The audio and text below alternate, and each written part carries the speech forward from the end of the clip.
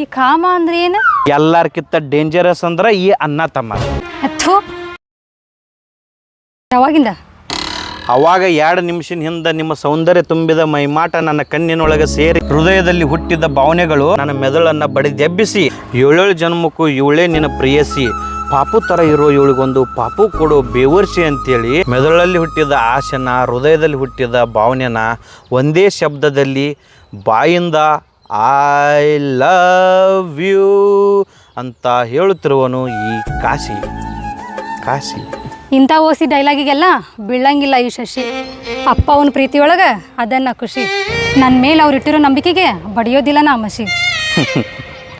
ನಂಬಿಕೆ ಮಗಳು ಹೊರಗಡೆ ಹೋಗ್ಬೇಕಾದ್ರೆ ಜೊತೇಲಿ ಬರುವ ತಾಯಿ, ಅಪ್ಪ ಫೋನ್ ಕೊಡಿಸಂತಂದ್ರೆ ಮಗಳ ಓದಂಗಿಲ್ಲ ನೀ ಹಾಳಾಗ್ತೀಯ ಅನ್ನುವ ತಂದೆ, ಕಾಲೇಜ್ಗೆ ದಿನಾಲು ಕರ್ಕೊಂಡು ಹೋಗಿ ಮನೆಗೆ ಕರ್ಕೊಂಡು ಬರುವ ಅಣ್ಣ. ಇಷ್ಟ್ರ ಮ್ಯಾಗ ತಿಳ್ಕೊ, ನಂಬಿಕೆ ಅನ್ನೋದು ಈ ಕಾಲದಾಗ ಕಾಲನ ಕಸ ಆಗೈತಿ. ಅಥೋ ನಿಮ್ಮಂಥವ್ರಿಂದ ನಂಬಿಕೆ ಅನ್ನೋದು ಕಾಲನ್ ಕಸ ಆಗಿ ಹೋಗೈತಿ. ಆದ್ರೆ ಅವ್ರು ನನ್ನ ಮೇಲೆ ಜೀವನಾನ ಇಟ್ಕೊಂಡಾರ. ನನಗೇನ್ರ ಆದ್ರೆ ಅವ್ರು ತಡ್ಕೊಳಂಗಿಲ್ಲ.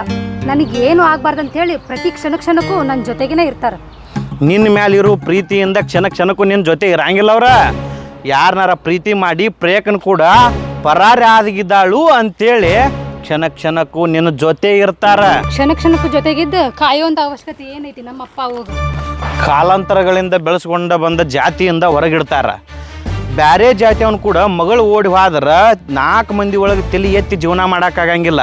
ಅದ್ರ ಸಲುವಾಗಿ ನಿನ್ನ ಕ್ಷಣಕ್ಕೂ ಬೆನ್ನತ್ತಿ ಕಾಯ್ತಾರ. ಸರಿ, ಜಾತಿ ಸಲುವಾಗಿ ಅನ್ಕೊಳ್ಳೋಣ. ನಮ್ಮ ಅಣ್ಣ ಈಗಿನ ಕಾಲದವದಾನ, ಇದನ್ನೆಲ್ಲ ನಂಬಂಗಿಲ್ಲ. ನನ್ನ ಪರಿಶುದ್ಧವಾದ ಮನಸ್ಸಿನಿಂದ ಅವನು ನೋಡ್ಕೊತಾನೆ. ಎಲ್ಲಾರ್ಕಿಂತ ಡೇಂಜರಸ್ ಅಂದ್ರೆ ಈ ಅಣ್ಣ ತಮ್ಮ. ಯಾಕಂದ್ರೆ ತಂಗಿ ಬ್ಯಾರೆ ಜಾತಿಯವನು ಕೂಡ ಓಡಿ ಹೋದಳಂದ್ರೆ ನಾಳೆ ಅವ್ರಿಗೆ ಯಾರು ಹೆಣ್ಣು ಕೊಡಂಗಿಲ್ಲ.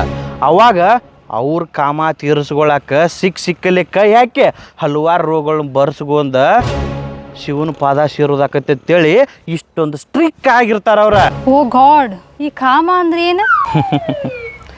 ಈ ಪ್ರೀತಿ ಪ್ರೇಮದ ಹೆಸರಾಗ ಪ್ರೇಮಿಗಳು ಸ್ವರ್ಗ ಮುಟ್ಟಿ ಬರೋದನ್ನ ಕಾಮ ಅಂತಾರ. ಏನೇಳು ಕಾಮ ಅಂತಾರ. ಸ್ವರ್ಗ ಮುಟ್ಟಿ ಬರೋದು ನಂಗೂ ಆ ಸ್ವರ್ಗಕ್ಕೊಮ್ಮೆ ಹೋಗ್ಬೇಕಂತ ಅನ್ಸಾದತಿ. ಮತ್ತೆ ತಡ ಬಾ ಹೋಗುನು.